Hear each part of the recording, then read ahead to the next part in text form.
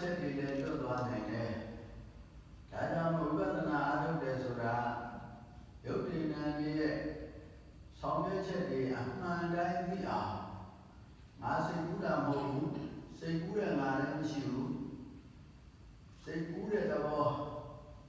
စိတ်ဟာတွေးနေတာပဲဝိတက်ရဲ့သဘောစာလို့ပြောရင်ဝိတက်စိတ်ကူးတဲ့သဘောဟာစိတ်ကူးတယ်စိတ်ကူးတာငါမဟုတ်ဘူးငါစိတ်ကူးတာမဟုတ်ဘူးစိတ်ကူးတဲ့သဘောဟာစိတ်ဟာစိတ်ကူးတဲ့သဘောရှိတယ်ဘုရုတင်တဲ့စိတ်ဟာစိတ်ကူးတဲ့သဘောရှိတယ်အဲကြောင့်လို့စိတ်ဟာစိတ်ကူးနေပါလားခဏခဏစိတ်ကူးနေပါလားလို့သိအောင်ယောဂီတို့ကစိတ်ကူးကိုတင်းတင်းရင်းရင်းရှုမှတ်ပြရမယ်စိတ်ကူးတဲ့အခါမှာကောင်းတာတွေလည်းရှိတယ်မကောင်းတာတွေလည်းရှိတယ်ကောင်းတာတွေကိုများသောအားဖြင့်မမှတ်ချင်ဘူးဘုရားအကြောင်းစိတ်ကူးတာလို့ပြုခြင်းတိုင်းနေတာလို့ပြည့်စုံကမ်းနေတာလို့သာသနာပြုခြင်းတာလို့အဲ့ဒါဆိုလို့ရှိရင်စိတ်ကူးတော့ပါပြီးတော့အကြာကြီးအမှတ်တွေလွတ်နေတတ်တယ်ကောင်းတာကိုလည်းပဲရှုမှတ်ပြရမှာပဲဆိုးတာကိုလည်းပဲရှုမှတ်ပြရမှာပဲကောင်းတာလည်းပဲပေါ်ပြီးတော့ပြောက်သွားတာပဲဆိုးတာလည်းပဲပေါ်ပြီးတော့ပြောက်သွားတာအဲ့ဒီလိုပေါ်လာပြောက်တာတွေကိုသိအောင်စိတ်အစိုးလေးနဲ့တင်းတင်းရင်းရင်းရှုမှတ်ရမယ်စိတ်ကူးကိုရှုမှတ်ရမယ်ဆိုတာဟာဝိပဿနာတရားတွေအားထုတ်နေတဲ့အခါမှာစိတ်ကူးစဉ်းစားကိုဦးစားမပေးပါနဲ့စက်တိုက်ရှုမှတ်ပါတကယ်လို့ဝိပဿနာရှုမှတ်ရတာဘယ်လိုမှရှုမှတ်လို့မရဘူးစိတ်တွေမကြည်လင်ဘူးဘယ်လိုမှမှတ်လို့မပေါင်းဘူးဆိုလို့ရှိရင်တရားတွေကိုဆင်ခြင်တဲ့အပိုင်းရှိပါတယ်အဲ့ဒါကဝိပဿနာအာမထုတ်တဲ့အချိန်ခါမှာဆင်ခြင်မှာဝိပဿနာအားထုတ်တဲ့အခါမှာဆင်ခြင်တာတွေကိုလျှော့ပါဆင်ခြင်တာတွေကိုရှုမှတ်ပါဝေယဝဆလုပ်တဲ့အချိန်ဝိပဿနာဉာဏ်နာအာမထုတ်တဲ့အချိန်မှာဆင်ခြင်တရားတွေရှိပါတယ်တရားတော့ဝေယဝမေနာယဝမေတရားဝမေအချိန်မျိုးတည်နိုင်တယ်အချိန်မျိုးတည်နိုင်တယ်အဲ့ဒီလိုဝိပဿနာအာမထုတ်တဲ့အချိန်ကဝေယဝဆလုပ်တဲ့အချိန်ကဆင်ခြင်လို့ရပါဝိပဿနာရှုမှတ်ပြီးဆိုလို့ရှိရင်တော့ကောင်းတာရောဆိုးတာရောအရှိတဝိရိဘာမှမဆင်ခြင်ပဲနဲ့ပေါ်ရကိုထင်းထင်းရင်းရှုမှတ်ပေးပါဝိပဿနာရှုမှတ်တဲ့နေရာမှာရှုနည်းမှန်ပြီးမှန်ကန်မှုအမှန်တရားရင်းကြည့်ပါတယ်ရှုနည်းမှန်ပြီးမှန်ကန်ကြွကျင်တာဟာပညာနဲ့ဆိုင်တယ်ရှုနည်းမှန်ပြီးမကြွကျင်လို့ရှိရင်တရားတစ်မျိုးလေးနဲ့ထိုင်နေမယ်တရားတစ်မျိုးလေးရှိမယ်ယူတည်တယ်ကိုင်းယူတယ်ကြည်ယူတယ်ထိုင်နေသို့တော်လည်းရှုနည်းမှန်ပြီးမကြွကျင်ရင်ဉာဏ်ပညာတော်တော်နဲ့မဖြစ်နိုင်ဒါကြောင့်လို့ရှုနည်းမှန်ပြီးကြွကျင်မှုအရေးကြီးတယ်ရှုနည်းမှန်ပြီးနဲ့ပတ်သက်လို့ယောဂီတို့အနည်းဆက်ဆုံးမှန်ကန်အောင်ဒါအရေးကြီးတယ်ဆိုတော့ပင်နိုင်ကမ္မထာကိုမပြတ်မလတ်စိတ်ထဲရနေဆိုပေးပါပင်နိုင်ကမ္မထာကိုအကြာကြီးစွတ်မထားပါနဲ့ဥမာထိုင်နေထိတယ်ဆိုထိုင်နေထိတယ်ထိုင်နေထိတယ်ထိုင်နေထိတယ်ကိုမလွတ်အောင်ဒီပြန်ဟာတွေလိုက်မှတယ်လိုက်မှပြီးထိုင်နေထိတယ်ပြန်မှဉာဏ်မြင်မှထိုင်နေထိတယ်ပြန်မှကြားမှထိုင်နေထိတယ်ပြန်မှစိတ်ကူးတဲ့မှထိုင်နေထိတယ်ပြန်မှပင်နိုင်ကမ္မထာကိုပြန်ပြီးတော့ကောက်ပါပင်နိုင်ကမ္မထာကိုပြန်မကောက်လို့ရှိရင်ဟိုလိုဒီလိုနဲ့ရှုမှတ်ချက်တွေဟာပြီးတော့အမှတ်တွေရောသွားတတ်တယ်စိတ်ကူးတွေဝင်လာတတ်တယ်စိတ်တွေလွတ်သွားတတ်ပါတယ်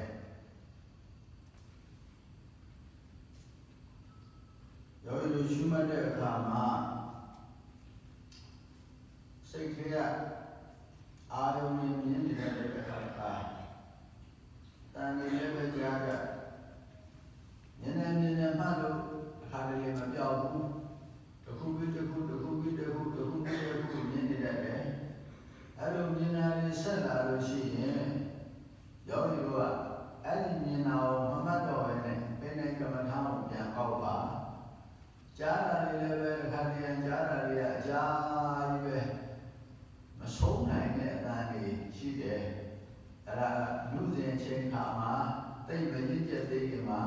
အဲ့ဒါကိုနည်းနည်းပါးပါးမှတ်ပြီးတော့ပင်နိုင်ကမ္မထာကိုပြန်ပေါက်ပါနောက်ပြီးတော့ထင်ရှားရ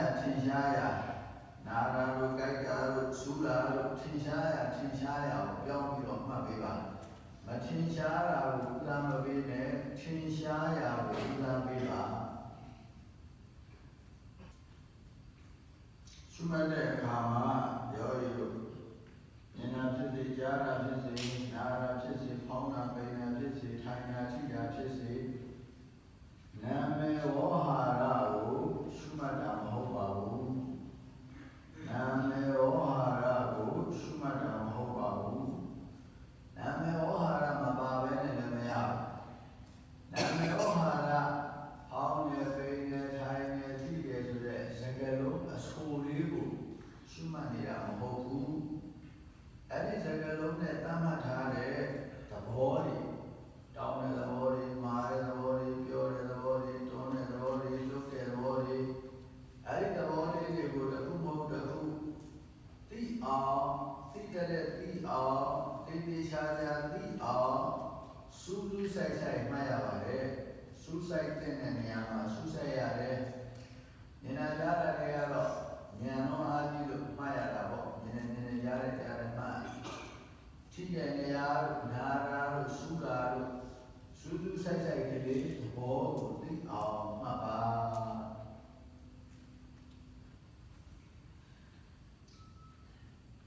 စူးစူးဆိုင်ကြိုးစားပြီးတော့မှတ်တော်လည်းပဲအမြဲတမ်းမစူးဆိုင်နိုင်အောင်လွတ်သွားတာများပါဒါသဘာဝပါပဲလွတ်တဲ့အခါလည်းမှတ်မှာပေါ့ဒါပေမဲ့လို့ပြန်သတိရတဲ့အခါမှာစူးဆိုင်တယ်စူးစူးဆိုင်မှတ်နိုင်အောင်ကြိုးစားမယ်အဲ့လိုသတိရတာနဲ့ပြန်ပြီးတော့ကြိုးစားလိုက်ပါသို့တော်လည်းပဲမှတ်မကောင်းတဲ့အခါတွေလည်းရှိပါတယ်ထိုင်နေကြဆိုတော့ဘာဝေဒနာမှမတက်ဘဲနဲ့ဒီတိုင်းကြီးထိုင်နေရတာလည်းရှိဒီတိုင်းကြီးထိုင်နေရပေမဲ့အချင်းကြီးမဖြစ်ပါဘူးမိမိမှတ်နေကြထိုင်နေကြည့်ရပေါင်းနေပင်နေမှတ်နေကြသဘောမှတ်ပေးပါပေါင်းတာပင်နာမထင်ရှားရင်ထိုင်နေကြည့်တယ်ဇက်တိုက်ကလေးမှတ်ပေးပါဝေဒနာမတက်တာလည်းပဲမှတ်ပြီးရောပြီးတော့ဒီတိုင်းကြီးထိုင်နေတယ်ဒီတိုင်းကြီးထိုင်နေလို့ရှိရင်အဲ့ဒါစိတ်ကူးတွေဝင်လာနိုင်တယ်ဒီတိုင်းကြီးထိုင်နေပါနဲ့ဝေဒနာတက်တယ်မတက်တဲ့ဒီနည်းလေးမှတ်ပေးပါဇွဲရှိပါဘုမကောင်းတော့လည်းပဲနောင်တစ်ဖြည်းဖြည်းတရားရှိမှလို့ကောင်းလာပါလိမ့်မယ်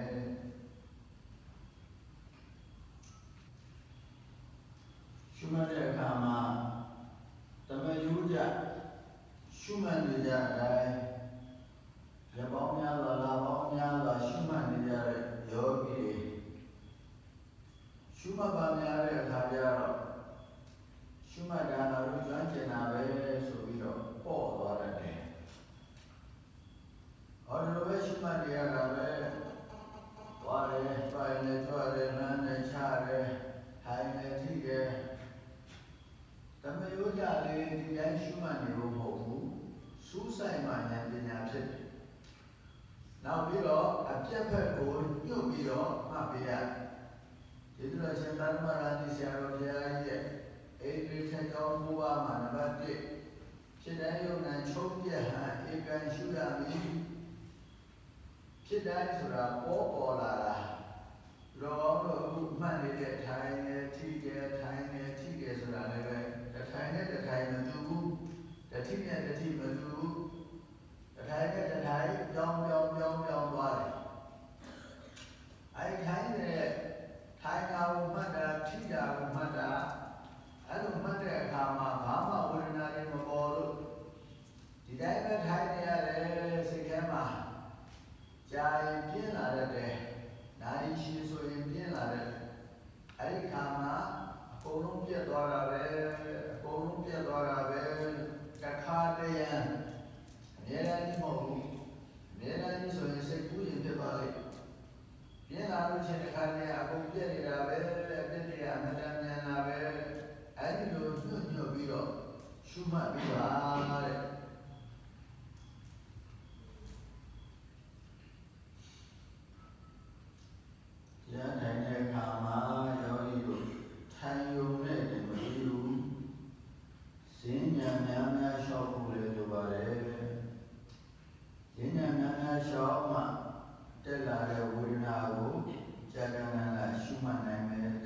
ခံပြီးတော့နိုင်ရှင်ရှုမှတ်နိုင်မယ်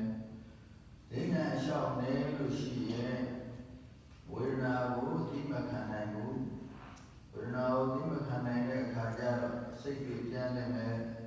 ချိန်တိုးပဲထိုင်နေနေမယ်ရှိမထိုင်နိုင်ဘူးဒါကြောင့်လို့ချိန်ရတဲ့ရတဲ့ဈဉ္ဉံလျှောက်ဖို့လိုတယ်နောက်ပြီးတော့တရားနဲ့မပတ်သက်တဲ့စကားတွေလည်းပဲအတတ်နိုင်ဆုံးလျှော့ဖို့လိုတယ်သာဝတိနဲ့ပတ်သက်တာတွေနိုင်ငံရေးနဲ့ပတ်သက်တာတွေစီးပွားရေးနဲ့ပတ်သက်တာတွေအဲ့ဒါတွေကိုမပြောမဆိုပဲနဲ့ဒီတရားစခန်းကာလတစ်လျှောက်တော့10ရက်အတွင်းယောဂီတို့ဆိုအများနဲ့မှနေနေတော့အဲ့ဒီစကားတွေကိုပြောလိုက်လို့ရှိရင်တရားထိုင်တဲ့အခါမှာအဲ့ဒီစကားတွေကလာပြီးတော့ရှင်းတယ်ဒါကြောင့်မလို့စကားမှန်တယ်များလျှော့ပြီးတော့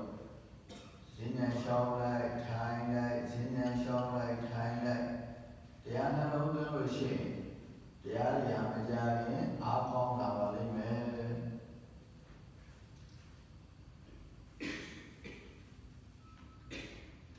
အဲဒီခုအရေးကြီးတာပြောပါဦးမယ်အရေးကြီးတယ်ဆိုတော့ယောဂီတို့တရားရှိမှရင်နဲ့ထိုင်နေကြနေတော့ထိုင်တာကိုမကြောက်တော့2 နာရီလည်းမကြောက်ဘူး3 နာရီလည်းမကြောက်ဘူး4 နာရီလည်းမကြောက်ဘူးထိုင်နိုင်တယ်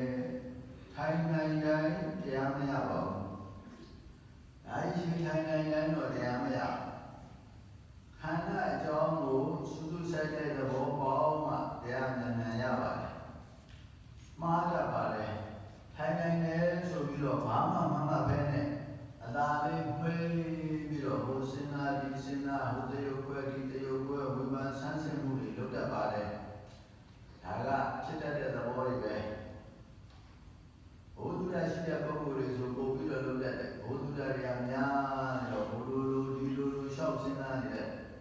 အဲ့လိုရှောက်စဉ်းစားနေဝိပဿနာဉာဏ်မဖြစ်ပါဘူးဝိပဿနာဉာဏ်ဖြစ်ဖို့ဆိုရင်ပေါ်ရကို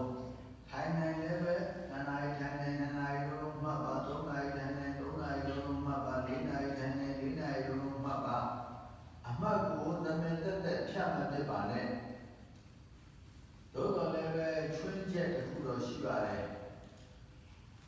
ကြာရှည်ထိုင်တာလို့3 နာရီ4 နာရီနာရီကြာလာလို့ဝေဒနာကိုလည်းကောင်းကောင်းမှတ်နိုင်တဲ့အခါမှာတကူလုံးမှာငြိမ်ပြီးတော့ထူးထူးခြားခြားဝေဒနာမပေါ်တဲ့အခါမှာဘယ်နေရာကပုံပြီးထင်ရှားတယ်လဲလို့အမှတ်ကလေးကိုဖြုတ်ပြီးခန္ဓာကိုစောင့်ကြည့်ရတယ်ရှိပါတယ်ဒါကတော့တချို့တလေပေါ့အဲ့လိုစောင့်ကြည့်ရတဲ့အခါမှာထင်ရှားတာလေးပေါ်လာတော့အဲ့ဒီထင်ရှားတာလေးကိုစူးစူးဆိုင်ဆိုင်မှတ်ရပါတယ်ပြန်ပြောပါဦးမယ်အရေးကြီးတဲ့အချက်ဘာရေးကြီးလဲဆိုတော့ယောဂီတို့ထိုင်ပါများလို့ထိုင်နေကြတဲ့အခါမှာ2 နာရီ3 နာရီ4 နာရီသာလေးထိုင်နိုင်တယ်ထိုင်နိုင်တဲ့ထူးခြားတဲ့တရားမရပါဘူးတရားရဖို့ဆိုတာကခန္ဓာသဘောကိုတည်တည်ခြားခြားသိမှရပါတယ်ရရှိထိုင်နေတာတရားရဖို့အတွက်ထောက်ပံ့ဖြစ်ပါတယ်ထိုင်နေတာကောင်းပါတယ်သို့တော်လည်းပဲအသိနေလို့ရှိရင်အကျင့်ပါသွားတဲ့ဘာမှမမှတ်ဘဲနဲ့ဟိုစဉ်းစားဒီစဉ်းစားမှိတ်လို့ရှိရင်အကျင့်ပါသွားတဲ့နောက်ကြတော့ထိုင်ပြီးတော့စိတ်ကူးရင်းနေတဲ့သဘောမျိုးလိုဖြစ်သွားတဲ့အဲ့ဒါကြောင့်လို့ယောဂီတို့မှားတတ်တဲ့သဘောအရေးကြီးတာကထိုင်ပြီးတော့ဘာမှမမှတ်ဘဲနဲ့မှိတ်ပြီးတော့မနေပါနဲ့2 နာရီထိုင်2 နာရီလုံးမှတ်ပါ3 နာရီထိုင်3 နာရီလုံးမှတ်ပါ4 နာရီထိုင်4 နာရီလုံးမှတ်ပါထိုင်နေတော့မှတ်လည်းပဲတခါလဲစက်တိုက်မှတ်သွားပါစက်တိုက်မှတ်မသွားလို့ရှိရင်ရည်ရှိကြလို့ရှိရင်စိတ်တွေအမျိုးမျိုးဖြစ်ပြီးတော့တည်တည်ပြီးလိုက်တဲ့ခန္ဓာရဲ့မမြဲတဲ့သဘောဆင်းရဲတဲ့သဘောတွေကိုပိုင်ကြကြနာမသိဘဲနဲ့စိတ်ကူးရင်အတိဖြစ်သွားတာပါလေဒါကြောင့်လို့မိမနေပဲနဲ့စက်တိုက်မှတ်ဖို့ရည်ကြီးတယ်အခုပြောရတာတွေဟာယောဂီတို့တရားအားထုတ်နေတဲ့ယောဂီများအတွက်အရေးကြီးတဲ့အချက်တွေပါပဲအဲ့ဒါကိုစာပေလို့ပြောရင်တိရဏပရိညာလို့ခေါ်ပါတယ်အား ထုတ်တဲ့အခါမှာအားထုတ်ပုံအားထုတ်နည်းဖြစ်ပါတယ်ကုလိုတရားနာတဲ့အချိန်တရားဆွေးနွေးတဲ့အချိန်မှာကြိုတင်သိထားရမယ့်တရားတွေလည်းရှိပါသေးတယ်ဒါပေမဲ့အများကြီးတော့မဟုတ်ပါဘူးနည်းကျင်းပါပဲအခုတွေ့မြင်နေကြရတဲ့ယောက်ျားတွေမိန်းမတွေလူတွေတိရစ္ဆာန်တွေအကုန်လုံးပေါ့ဒါရံပြည့်တဲ့တွေပဲခေါ်သမုတ်ထားတဲ့တမှုတိသစ္စာတွေပဲမရှိအမှန်တရားလို့ခေါ်ပါတယ်တကယ်ရှိပြီးတကယ်မှန်တာကပရမတ်တရားလို့ယုတ်တည်နေတယ်တရားဟောနေတာလည်းပဲယုတ်နဲ့နာမယ်တရားနာနေတာလည်းပဲယုတ်နဲ့နာမယ်အဲဒီယုတ်နဲ့နာနေအကြောင်းအားလျော်သောအကျိုးတရားတွေဖြစ်ကြတယ်အကြောင်းတရားတွေလည်းပဲဖြစ်ပြီးပြတ်သွားတယ်အကျိုးတရားတွေလည်းဖြစ်ပြီးပြတ်သွားတယ်အကုန်လုံးဟာယုတ်နံကြောင်းကျိုးဖြစ်ပြတယ်ပဲလို့အဲဒီလိုလည်းပဲနှလုံးသွင်းထားရမယ်အဲဒီလိုယုတ်ဒီနံတွေကြောင်းတွေကျိုးတွေဖြစ်ရှင်းပြခြင်းတွေလို့အများအားထိုင်ပြီးစဉ်းစားနေဖို့မဟုတ်ပါဘူးဒါတွေကိုကြိုပြီးတော့သိထားဖို့ယောဂီတို့ကတော့သိထားရမယ်ဗိဓမာတွေအများကြီးမသိတော့လည်းပဲယုတ်ဒီနံတွေပဲကြောင်းတွေကျိုးတွေပဲဖြစ်ရှင်းပြခြင်းတွေပဲဒီလိုကြိုတင်သိထားရင်ရပါပြီဘာဖြစ်လို့ကြိုတင်သိထားတယ်လဲဆိုတော့ယောဂီတို့တရားအားထုတ်တဲ့အခါမှာထူးထူးဆန်းဆန်းတွေမြင်တတ်တယ်ထူးထူးဆန်းဆန်းတွေကြားတတ်တယ်အိမ်မက်ဒီမှာလည်းထူးထူးဆန်းဆန်းအိမ်မက်မဲ့တတ်တယ်အဲဒီလိုမြင်လာကြားလာအိမ်မက်မဲ့လာတဲ့အခါတရားထိုင်နေတဲ့ထူးထူးဆန်းဆန်းတွေဖြစ်လာတဲ့အခါตาရရှိတာကိုตาရပြီးတော့လိုက်သွားတတ်တယ်ကြောက်စရာစိတ်ဆိုးစရာဆိုလည်းကြောက်တတ်တယ်စိတ်ဆိုးတတ်တယ်ယုတ်တဲ့ဉာဏ်တွေပဲဖြစ်တဲ့တွေပဲလို့အဲ့ဒီလိုနှလုံးသွင်းထားတော့ตาရမှုလည်းနည်းသွားတယ်ကြောက်မှုစိတ်ဆိုးမှုလည်းနည်းသွားတယ်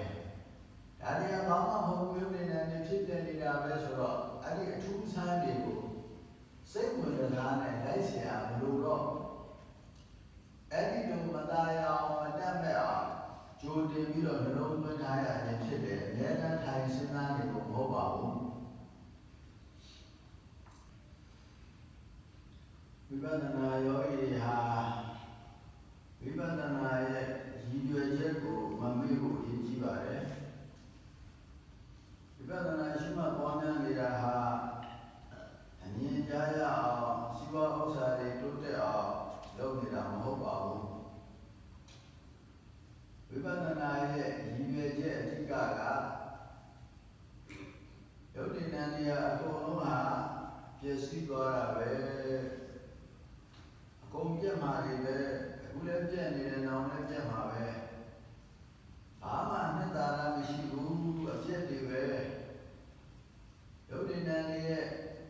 အပြတ်သဘောကိုသိအောင်ဝိဇ္ဇနုသူတော်ကောင်းတို့ဥပဒနာတရားနာကြရှုမှတ်ပွားများနေရခြင်းဖြစ်တယ်အဲ့တော့ဖြစ်ပေါ်လာတဲ့အာယုန်တွေရှုခံတွေအကုန်လုံးဟာအကုန်လုံးပြတ်သွားမယ့်အရာတွေပဲအပြတ်တွေပဲလို့အဲ့ဒီလိုနှလုံးသွင်းဖို့အကုန်လုံးအပြတ်တွေပဲလို့မသာယာဖို့မတတ်မဲ့ဖို့အရေးကြီးပါတယ်ဘာဖြစ်လို့လဲဆိုတော့ထူးဆန်းနေမြင်လာတဲ့အခါမှာတာယာတတ်တယ်မမောတတ်တယ်အဲဒီတာယာမမောလို့ရှိရင်တာယာမမောမှုကြောင့်နောက်ကနေတောကတို့ဒေါသတို့အမျိုးမျိုးဒေါသမောဟအကုန်လုံးလိုက်သွားနိုင်ပါတယ်အဲလိုဆိုလို့ရှိရင်ဝိပဿနာလမ်းကြောင်းဟာလွဲသွားပါပြီဝိပဿနာဉာဏ်မဟုတ်တော့အဲဒီဒေါသမောဟတွေနည်းအောင်ကိုယ်အောင်ကြိုးစားတာဟာဝိပဿနာတရားအထုတ်ခြင်းဖြစ်ပါတယ်ဒါကြောင့်လို့ယောဂီတို့ဟာမြင်သမျှကြားသမျှနားသမျှဘာတွေပဲဘလောက်ပဲထူးတန်းစူးစမ်းမနေပဲနဲ့အပြည့်တွေပဲအကုန်ပြတ်သွားတာပဲအပြည့်တွေပဲဘာမှနှစ်သာရမရှိဘူးလို့အဲဒီလိုနှလုံးသွင်းပြီးတော့တင်းတင်းရင်းရင်းနဲ့အကုန်လုံးရှုမှတ်ပြရမယ်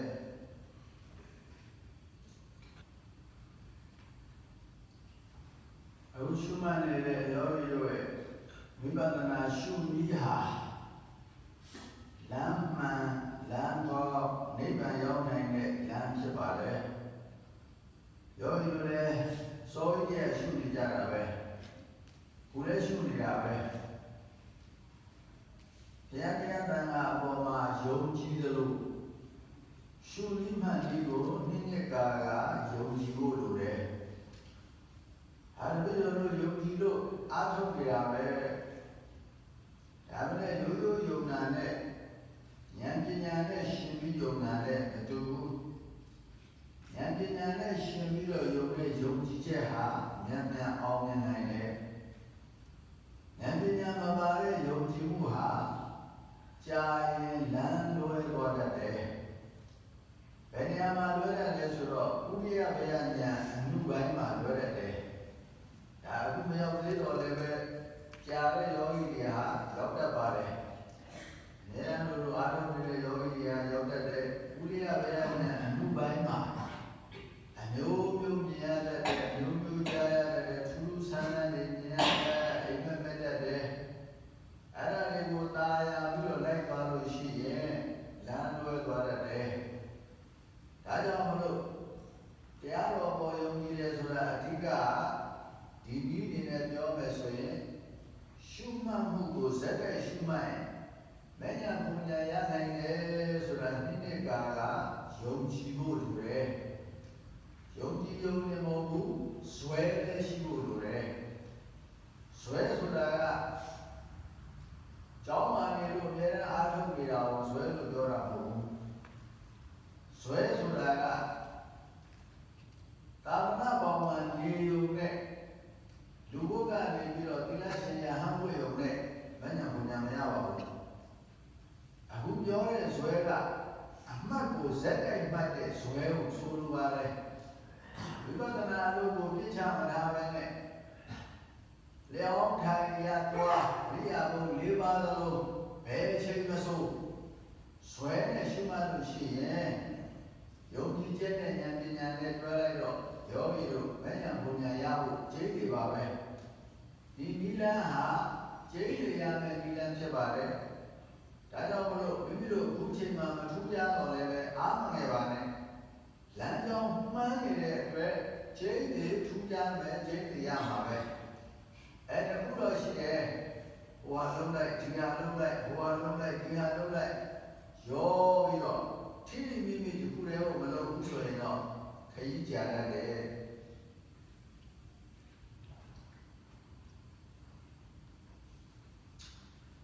ဝိပဿနာတရားကျူးစာပွားများအားထုတ်နေရတဲ့သူတော်ကောင်းများဟာမိမိရဲ့အကြောင်းကိုမိမိတနေ့နဲ့တနေ့ပို့ပြီးတော့သိလာပါတယ်သို့တော်လည်းမပြောတတ်လို့မပြောတာရှိရကိုယ်ကြောင့်ကိုအများကြီးသိပါတယ်အားထုတ်တဲ့သူတွေဟာအားမထုတ်တဲ့သူတွေပို့ပြီးတော့အများကြီးသိပါတယ်ဘာသိရလဲဆိုတော့အဓိကမိမိစိတ်တွေဟာမကောင်းဘူး